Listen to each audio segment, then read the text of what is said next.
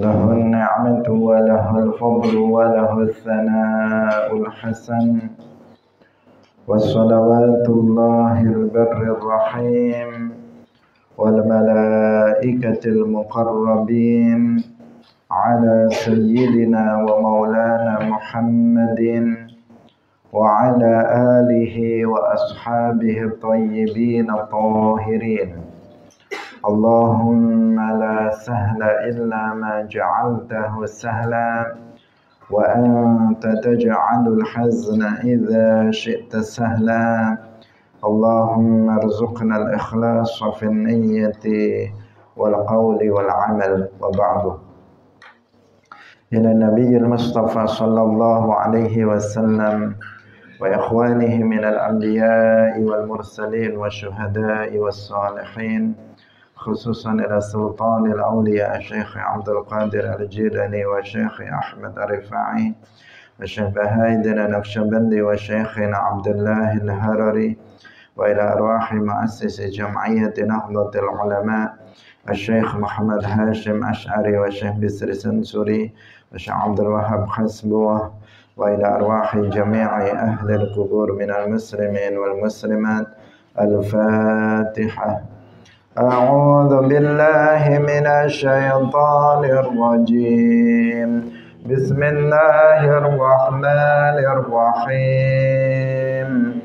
الحمد لله رب العالمين الرحمن الرحيم مالك يوم الدين إياك نعبد وإياك نستعين اهدنا الصراط المستقيم صراط الذين أنعمت عليهم غير المغضوب عليهم ولا الضالين. آمين. Hadirin hadirat kaum muslimin muslimat, pemirsa Madu TV rahimakumullah. Alhamdulillah, pagi hari ini Allah Subhanahu wa taala kembali mempertemukan kita untuk melanjutkan pengajian kitab Sahih Al-Bukhari Kitabul Iman. Semoga kebersamaan kita pada pagi hari ini mendapatkan keberkahan dari Allah Subhanahu wa taala, sehingga kita semua yang hadir mendapatkan ilmu yang manfaat fid dunya wal akhirah. Amin ya rabbal alamin. Salawat dan salam semoga tetap terlimpahkan kepada Nabi Agung Nabi Muhammad sallallahu alaihi wasallam, para sahabatnya, keluarganya, serta seluruh umat Islam yang mengikuti beliau ila yaumil qiyamah. Hadirin rahimakumullah, kita ikhlaskan niat kita masing-masing, kita ngaji lillahi ta'ala. Qala al-Imam Abu Abdillah Al-Bukhari rahimahullahu ta'ala wa bihi ilaihi qala haddatsana Qutaibatu haddatsana Ismail bin Ja'far an Abdullah bin Dinar an Ibn Umar qala qala Rasulullah sallallahu alaihi wasallam qala wasdawuh sapa Rasulullah sallallahu alaihi wasallam inna minasyajari sak temene iku setengah sangking wit syajaratan utawi wit utawa pohon la yasqutu kang ora gugur apa waraquha godhonge syajarah wa innaha lan sak temene syajarah iku matsalul muslimi perumpamaane wong Islam. Fahadditsuni mongko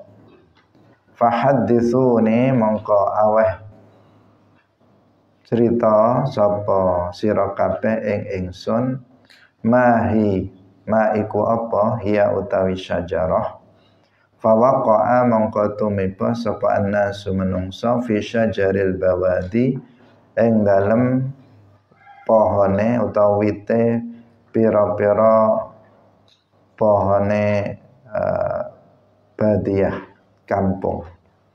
Qala dawuh sapa Abdullah ibnu Umar, wa waqa'alan tumiba fi nafsi ing dalam awak dhewe ingsun annaha satamane syajarah iku an-nakhlatu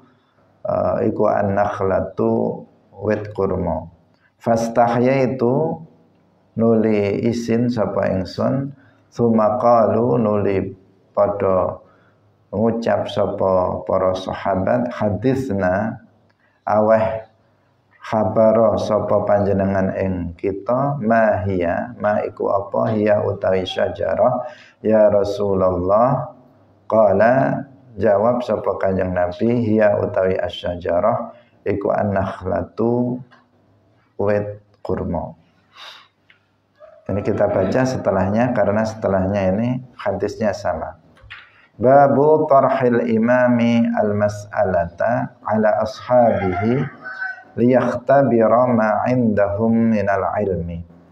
Babu tarhil imami utawi iki iku bab nerangaken aweh utawa nglemparakene imam al-mas'alata ing pertanyaan ala ashabihi ing atase pira-pira sahabate imam liyakhtabira supaya nguji sapa imam ma ing barang indahum kang ing dalem ngersane ashabihi minal ilmi sangking ilmu. Wa bihi ilaihi qala haddatsana Khalid bin Makhladin haddatsana Sulaimanu haddatsana Abdullah bin Dinarin an ibn Umar anin nabiyyi sallallahu alaihi wasallam annahu qala inna minasyajari syajaratan. Ini sama, tidak kita terjemahkan. Inna minasyajari syajaratan la yasqutu waraquha wa innaha mathalul muslimi hadithuni mahi qala fawaqa'an nasu fi syajaril bawadi qala Abdullah fawaqa'a fi nafsi annaha nakhlatu thumma qalu hadithna ma hiya ya Rasulullah qala hiya nakhlatu. Hadirin rahimakumullah, diriwayatkan dari Abdullah ibnu Umar bahwasanya beliau berkata, Rasulullah Shallallahu Alaihi Wasallam bersabda. Rasulullah di hadapan para sahabatnya, beliau bersabda kepada para sahabat,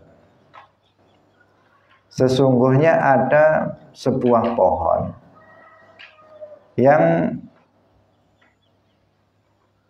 daunnya itu tidak gugur, dan pohon itu serupa dengan seorang muslim. Sampaikanlah kepadaku pohon apa itu? Nabi bertanya kepada para sahabat. Fawaqa'an nasu fi syajaril bawadi. Kemudian para sahabat yang bersama Nabi itu terfikir oleh mereka beberapa jenis pohon yang ada di kampung. Kemudian Abdullah bin Umar beliau mengatakan, dan terfikir pada diriku bahwa pohon itu adalah pohon kurma. Kemudian aku malu untuk mengatakannya. Kemudian para sahabat yang lainnya mengatakan, wahai Rasulullah, sampaikanlah kepada kami, ceritakanlah kepada kami pohon apa itu. Kemudian Rasulullah Shallallahu Alaihi Wasallam beliau menjawab, pohon itu adalah pohon kurma. Hadirin rahimakumullah, hadis ini kalau mengikuti bab yang setelahnya, kalau sebelumnya ini terkait dengan masalah tentang tata cara ya, tentang tata cara dalam penyampaian hadis. Dalam tata cara penyampaian hadis yang kemarin dijelaskan oleh Al-Imam Al-Bukhari bahwa menggunakan ungkapan haddatsana, akhbarana, amba'ana itu memiliki makna yang sama. Tetapi sebagian para ulama yang lainnya itu mengatakan berbeda. Kemudian hadis ini oleh Al-Imam Al-Bukhari diulang pada diulang pada bab yang berikutnya, yaitu yang berkaitan dengan bahwa seorang guru tidak mengapa apabila dia memberikan pertanyaan kepada para muridnya untuk menguji seberapa paham atau seberapa dia memiliki, para muridnya itu memiliki pengetahuan, memiliki ilmu. Itu tidak masalah apabila sesekali itu dilakukan oleh seorang guru, apalagi dalam rangka untuk evaluasi, dalam rangka untuk murojaah. Jadi seorang guru bertanya kepada muridnya, bertanya bukan ingin tahu, bukan karena gurunya nggak tahu kemudian ingin tahu tentang permasalahan tertentu, tetapi guru tahu.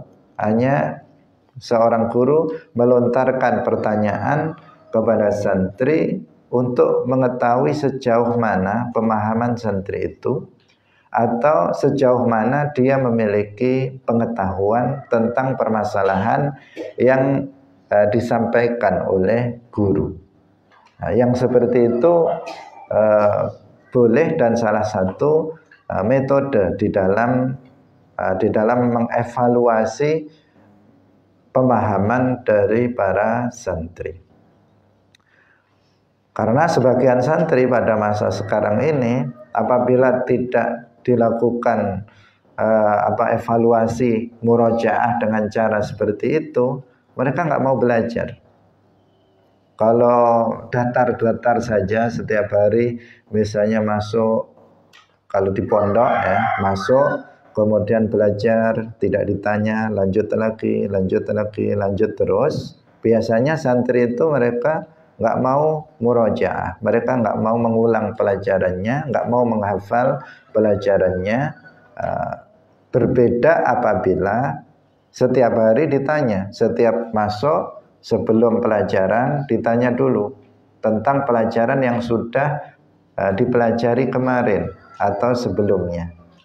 Biasanya kemudian santri itu kemudian bersiap-siap. Dia mau murojaah, dia mau menghafal, karena takut nanti apabila ditanya itu dia tidak bisa menjawab. Maka dia persiapan terlebih dahulu untuk murojaah, mengulang pelajaran yang sudah dipelajari. Sehingga di sini perlu bagi seorang guru untuk bertanya kepada santri dalam rangka untuk mengetes. Yakhtabir itu untuk mengetes, untuk menguji sejauh mana si santri itu faham pelajaran yang sudah lewat, sejauh mana santri itu memiliki ilmu atau pengetahuan tentang masalah yang dibahas. Hadirin rahimakumullah. Nah, ini kita katakan tadi boleh karena memang Nabi melakukannya, Nabi mencontohkannya. Suatu ketika Rasulullah Shallallahu Alaihi Wasallam sedang bersama para sahabat. Di situ ada para sahabat kibar, para sahabat besar seperti Sayyiduna Abu Bakar, Umar, Utsman, dan yang lainnya, para sahabat yang lainnya ada di situ. Dan ada pula anak kecil namanya Abdullah ibnu Umar. Abdullah ibnu Umar ketika itu masih kecil, masih remaja. Tetapi Abdullah ibnu Umar ini dikenal dengan seorang sahabat yang memiliki kecerdasan yang luar biasa. Putra dari Sayyidina Umar bin Khattab radhiyallahu anhu, namanya Abdullah ibni Umar. Abdullah bin Umar ini salah satu sahabat yang terbanyak, salah satu di antara yang terbanyak selain Abu Bakar, Sayyidah Aisyah. Beliau termasuk salah satu di antara yang terbanyak meriwayatkan hadis-hadis Rasulullah Shallallahu Alaihi Wasallam. Dan beliau juga salah satu dari para sahabat yang mencapai derajat mujtahid.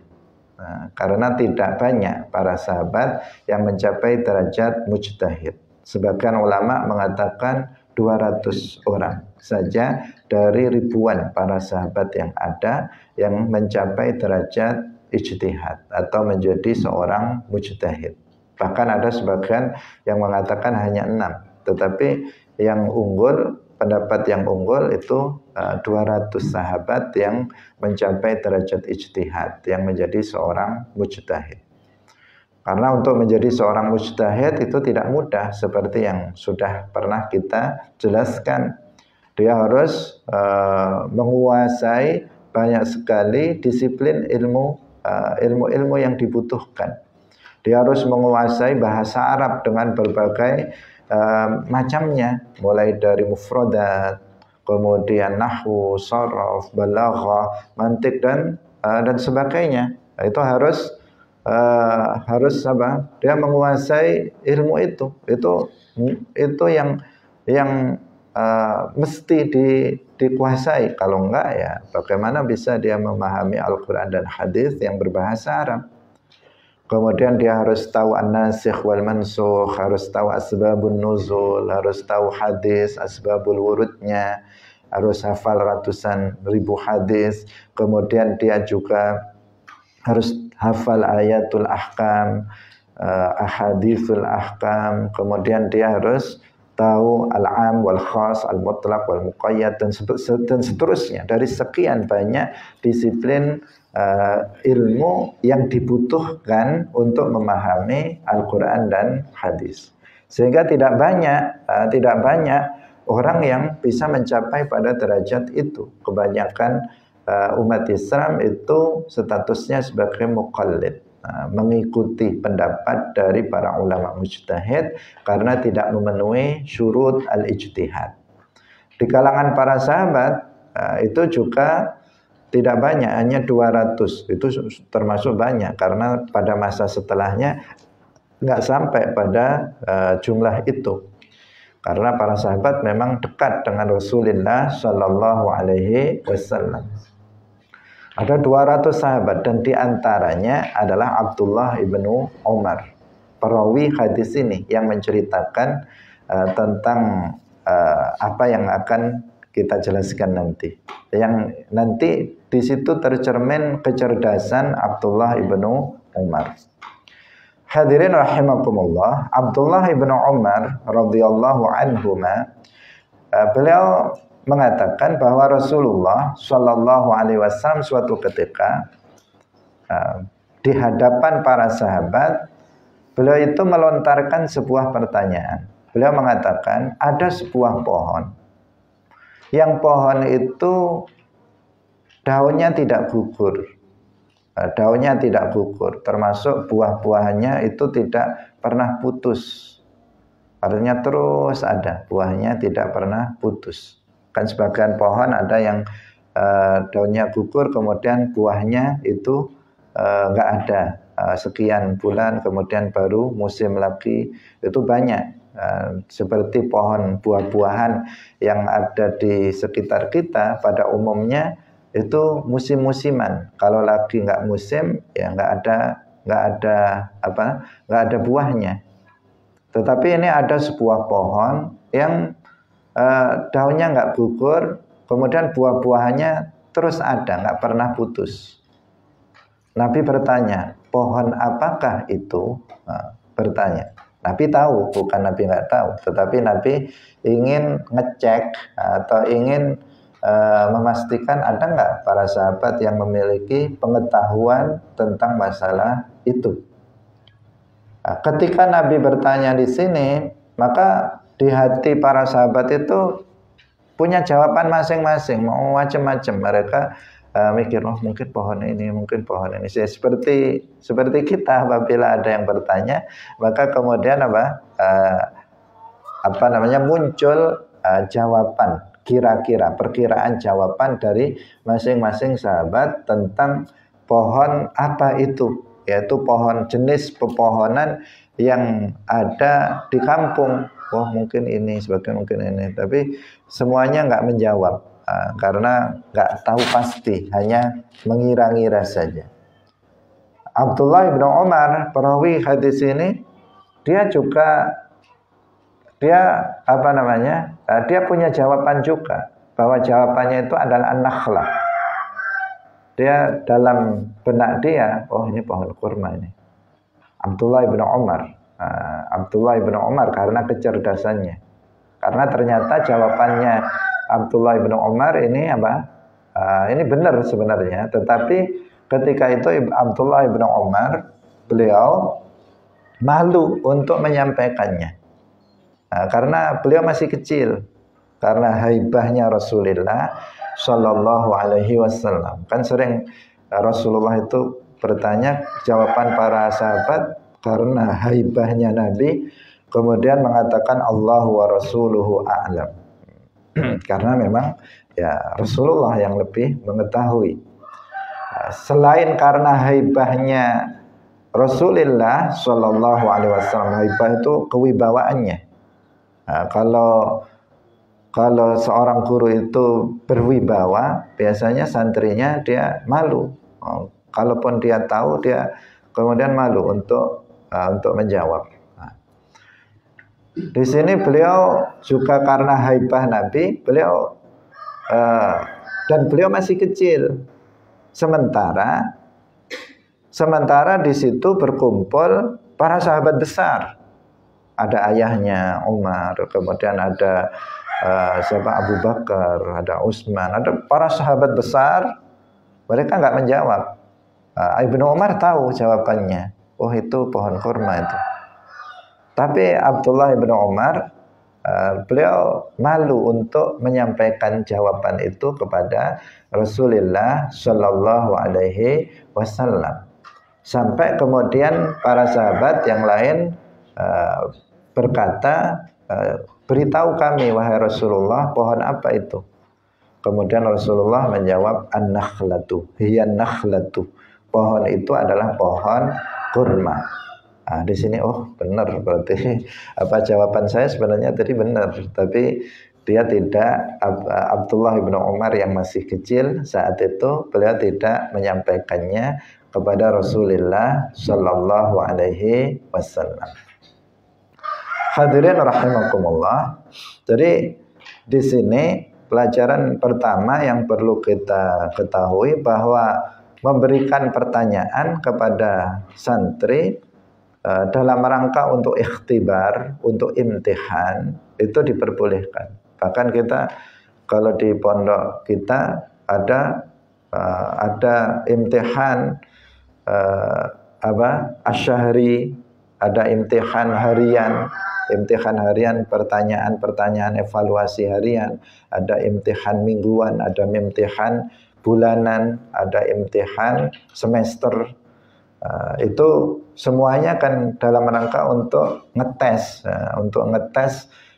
sejauh mana pemahaman santri terhadap pelajaran yang sudah disampaikan. Itu sesuatu hal yang diajarkan oleh Rasulullah Shallallahu Alaihi Wasallam. Itu yang pertama. Kemudian yang kedua bahwa menunjukkan Abdullah bin Umar seorang yang cerdas, tetapi beliau karena haibah, karena ada orang yang lebih senior di majelisnya, sehingga beliau tidak menonjolkan dirinya, menyampaikan jawaban yang beliau tahu di hadapan Rasulullah Shallallahu Alaihi Wasallam, karena ada yang lebih sepuh yang ada di situ. Kalau beliau menyampaikan, nanti beliau segan juga sama mereka yang lebih tua. Kemudian yang berikutnya, dalam hadis ini seorang muslim itu diperumpamakan dengan pohon kurma. Nah, seorang muslim itu diperumpamakan oleh Rasulullah Shallallahu Alaihi Wasallam dengan pohon kurma. Dalam hal apa? Yaitu dalam hal memberi manfaatnya. Nah, sebagaimana pohon kurma itu naf'uha kabir, naf'uha katsir. Kemanfaatan dari pohon kurma itu sangat besar dan sangat banyak. Seorang muslim itu juga sama seperti itu. Seorang muslim itu juga sama seperti itu, sama seperti pohon kurma. Dari sisi itu, tentu tidak dalam semua sisi. Karena pohon kurma itu pohon, manusia itu bukan pohon, sehingga nggak sama manusia dengan pohon kurma. Tetapi diserupakan dalam sebagian segi, yaitu dari sisi sama-sama memberikan manfaat, sama-sama memberikan manfaat kepada yang lain. Pohon kurma dia nggak pernah nggak memberi manfaat, terus memberi manfaat. Dan pohon kurma yang memberi manfaat bukan hanya buahnya, tetapi juga pohonnya, juga daunnya dan sebagainya. Semuanya memberikan manfaat kepada yang lainnya. Demikian juga seorang muslim. Seorang muslim itu juga demikian, bahwa seorang muslim dalam hal kebaikannya, dalam hal ketaatannya, dalam hal akhlaknya kepada sesama, itu selalu memberikan manfaat kepada orang lain. Tentu yang dimaksud ya seorang mukmin, seorang muslim, seorang mukmin yang memang betul-betul dia menerapkan syariat Islam. Dia yang beramal saleh, dia yang berbuat banyak ketaatan, dia yang meneladani Nabi dalam berakhlak mulia. Kalau seorang muslim itu enggak multazim dengan syariat, tidak menetapi syariat Islam, ya dia tidak memberi manfaat kepada orang lain, bahkan tidak memberikan manfaat untuk dirinya sendiri. Karena dengan dia tidak taat dalam beragama, maka dia akan celaka di dunia dan celaka di akhirat. Nah, seorang muslim yang seperti pohon kurma itu seorang muslim yang dia senantiasa berbuat kebaikan. Karena ketika seseorang itu menjadi seorang muslim, maka amal kebaikan sekecil apapun itu sudah bisa memberi manfaat untuk dirinya dan juga untuk orang lain. Berbeda halnya dengan orang yang kafir. Orang yang kafir itu sebesar apapun kebaikan di dunia itu tidak akan memberi manfaat sama sekali untuk dirinya. Untuk dirinya tidak ada manfaatnya sama sekali, karena tidak akan diterima oleh Allah Subhanahu wa Ta'ala. Berbeda dengan seorang muslim, sehingga seorang muslim itu diserupakan dengan apa? Dengan pohon kurma oleh Rasulullah Shallallahu Alaihi Wasallam dari sisi kemanfaatannya. Hadirin rahimakumullah. Kita lanjutkan pada hadis yang berikutnya. Babu majaa fil ilmi. Babu majaa fil ilmi. Utawi iki iku bab nerangaken barang. Jaa kang wis teka apa ma fil ilmi ing dalam ilmu. Wa qaulihi ta'ala, lan dawe Allah ta'ala, wa qur rabbi zidni ilma. Wa qullan ngucapa sira Muhammad, rabbi duh pangeran ingsun, zidni mugi nambao panjenengan ing ingsun ilman ing ilmu. Al-qira'atu maca wal ardulan wal ardu alal muhaddisi wal ardu lan dutuhaken alal muhaddisi ing atase muhaddis. Wa ra'alan ningali sapa Al-Hasanu Imam Al-Hasan tegese Al-Hasan Al-Bisri wa Tsauriyu lan Ats-Tsauri tegese Sufyan Ats-Tsauri wa Malikun lan Malik tegese Malik bin Anas al-qira'ata ing maca jaizatan ing kang oleh wahtajja lan gawe hujjah sapa ba'dhum sebagian ulama fil qiraati ing dalem maca alal alimi ing atase wong alim bi hadis Dimam ibn Tha'labah kelawan hadis Dimam ibn Tha'labah qala was ngucap sapa Dimam ibn Tha'labah lin nabiyyi maring Kanjeng Nabi sallallahu alaihi wasallam Allahu amaraka an nusalli as-salawati Allahu anata utawi Allah itu hamzahnya dua. Hamzah yang pertama hamzatul istifham, hamzah untuk bertanya. Allahu anata utawi Allah iku amaraka wis perintah sapa Allah ing sira ing panjenengan an-nusalli ing yen ta salat sapa kita as-salawati ing pira-pira salat. Qala jawab sapa Kanjeng Nabi, na'am. Iya. Qala dawuh sapa ba'dhum fa hadhihi mangka utawi iki iku qiraatun maca ala nabi ing atase Kanjeng Nabi. Akhbara awai khabar sapa Dimam qaumahu ing kaume Dimam bidzalika kelawan mangkono-mangkono iki fa ajazuhu nuli nrimo sapa kaum ing Dimam wahtajja lan gawe hujjah sapa Malikun Imam Malik bin Anas bisaqi kelawan tulisan atau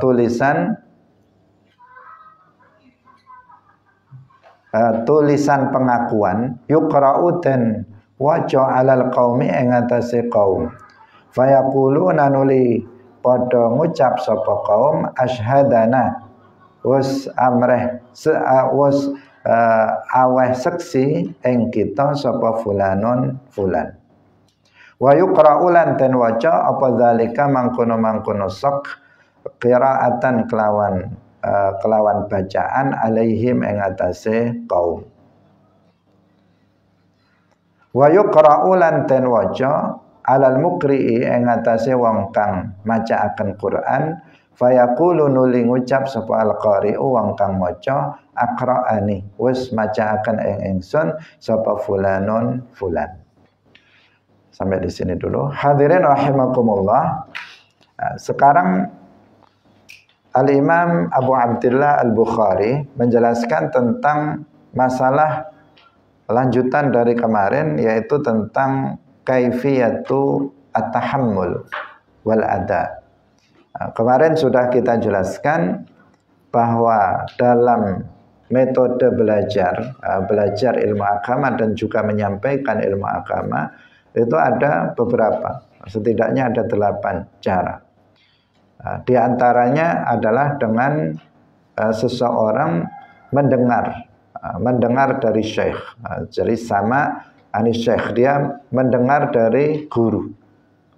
Guru membaca, guru menjelaskan, kemudian murid itu mendengar. Dan ini yang tertinggi. Kemudian yang kedua adalah al-qira'ah ala syekh. Jadi murid itu membaca di hadapan guru. Kemudian ada lagi yaitu ijazah. Ijazah yaitu dengan memberikan ijazah. Ijazah itu izin untuk meriwayatkan. Kemudian ada munawalah. Itu diantara beberapa cara talaqi yang sudah kita jelaskan kemarin. Nah, sekarang yang ini yang akan dijelaskan di sini adalah yang kedua, jenis yang kedua, yaitu membaca di hadapan syekh. Apakah itu bisa disampaikan kepada orang lain? Kalau sekarang kita di sini misalnya kan guru membaca, kemudian kalian cuma mendengar. Dan ini yang tertinggi. Nah, ini adalah jenis talaqi atau kaifiyatu at-tahammul yang tertinggi. Guru membaca, murid mendengar. Nah, yang kedua, murid mendengar, ada yang membaca, kemudian guru mendengar. Itu yang kedua. Apakah jika murid itu membaca, kemudian guru mendengar, itu bisa seorang murid yang mengambil ilmu dengan cara seperti itu bisa meriwayatkannya kepada orang lain. Dia bisa menyampaikannya kepada orang lain. Jawabannya boleh menurut Al-Imam Al-Bukhari. Nah, beliau mengatakan bahwa al-qira'atu wal 'ardu 'alal muhadditsi. Alal muhadditsi. Dan beliau mengutip perkataan al-qira'ah itu tadi artinya dia membaca di hadapan guru. Itu yang dimaksud dengan al-qira'ah.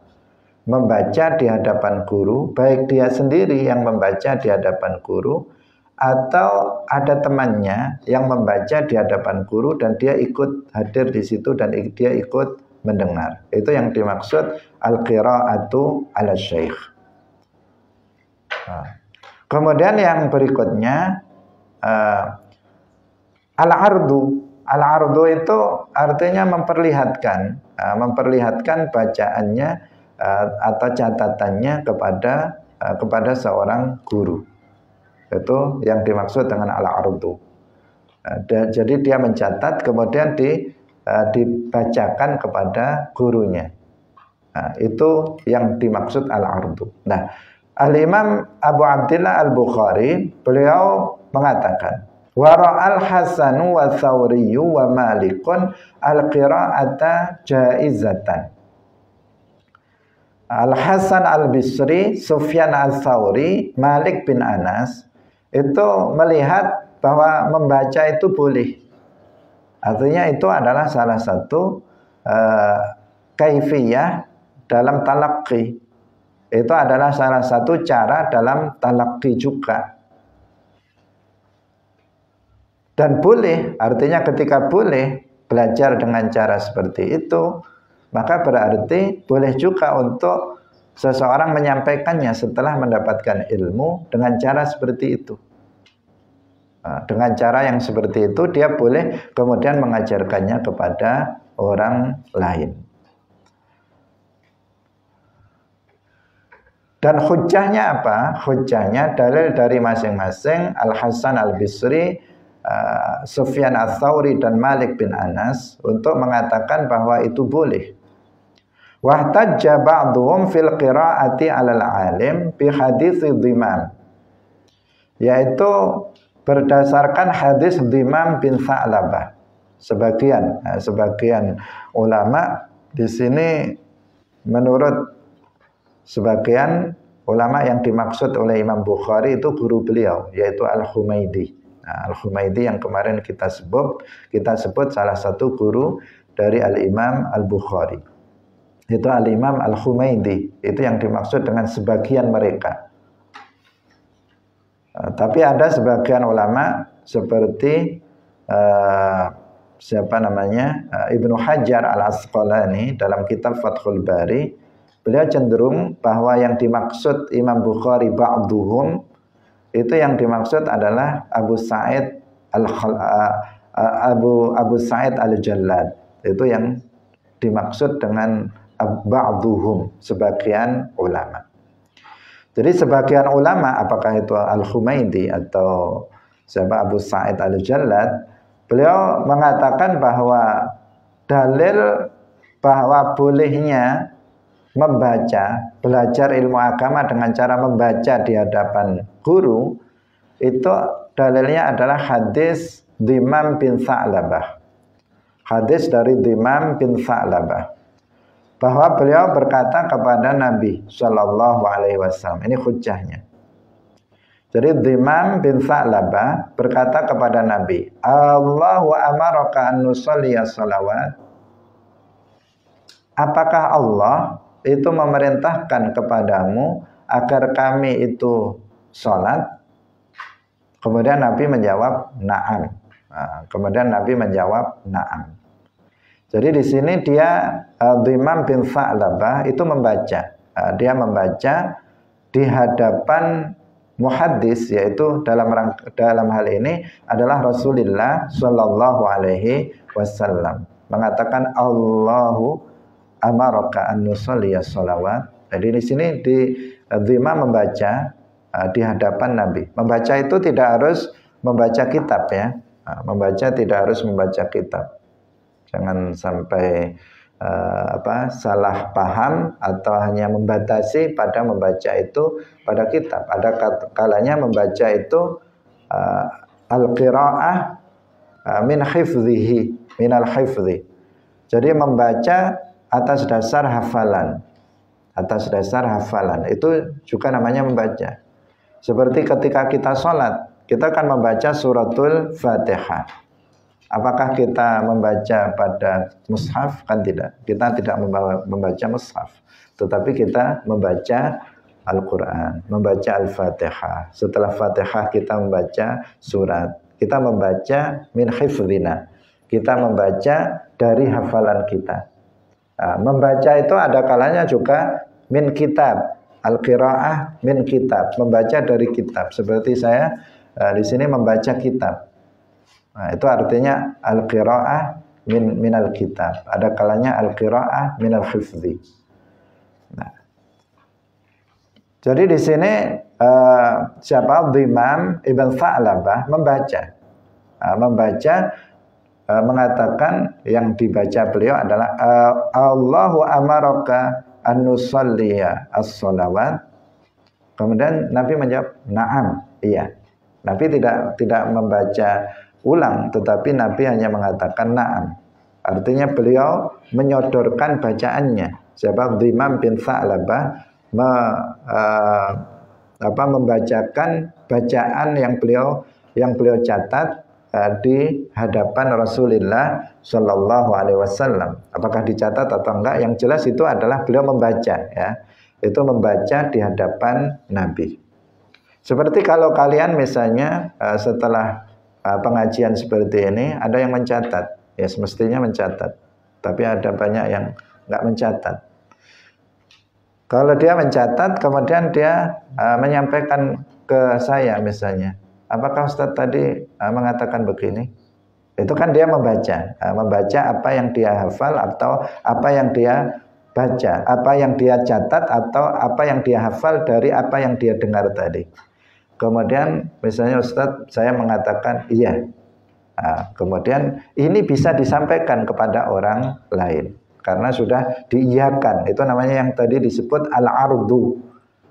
Dia menyampaikan apa yang dia catat kepada guru. Dan memang begitu, etikanya itu seperti itu. Kalau mencatat itu disampaikan kepada guru, diperlihatkan kepada guru, baik tulisannya diberikan secara langsung atau dia membacanya di hadapan guru, agar seseorang itu mendapatkan catatan yang mu'tamad, yang mu'tabar. Nah, karena kalau enggak, seseorang mencatat begitu saja tanpa diperlihatkan kepada guru, maka dikhawatirkan nanti ada kesalahan. Jika ada kesalahan, kemudian dia sampaikan kepada orang lain, maka bisa masalah. Sehingga disebutkan oleh sebagian ulama, man kataba wa lam yu'arid faka'annama ma kataba syai'an. Man kataba, seseorang yang menulis, dia mencatat, kemudian walam yu'arid, kemudian dia tidak memperlihatkannya kepada gurunya, faka'annama ma kataba syai'an, seakan-akan itu dia tidak menulis apa-apa, tidak menulis satupun, tidak menulis sedikit pun, seakan-akan seperti itu.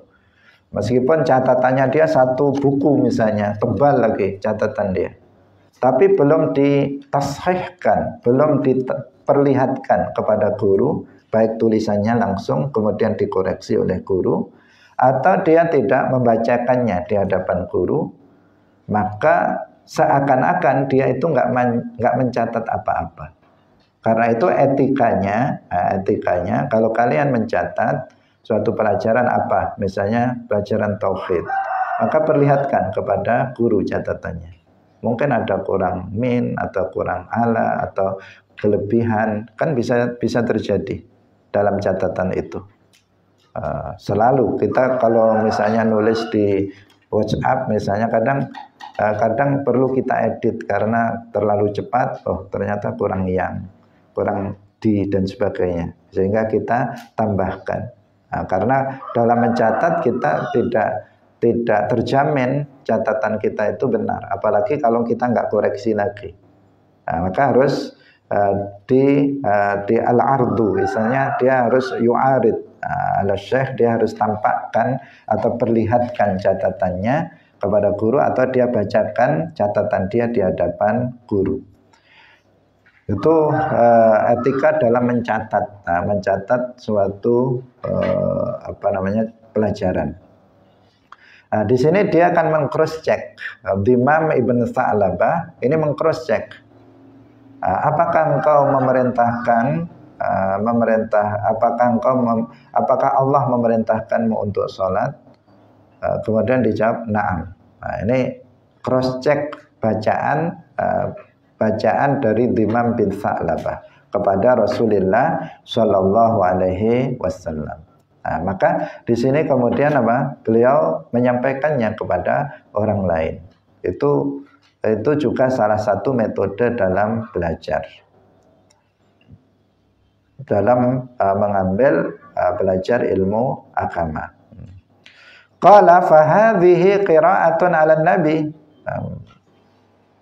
Al-Humaidi atau tadi yang disebut oleh Imam Bukhari ba'duhum tadi mengatakan ini adalah bacaan pada Nabi. Jadi Imam bin Tha'labah membacanya di hadapan Nabi.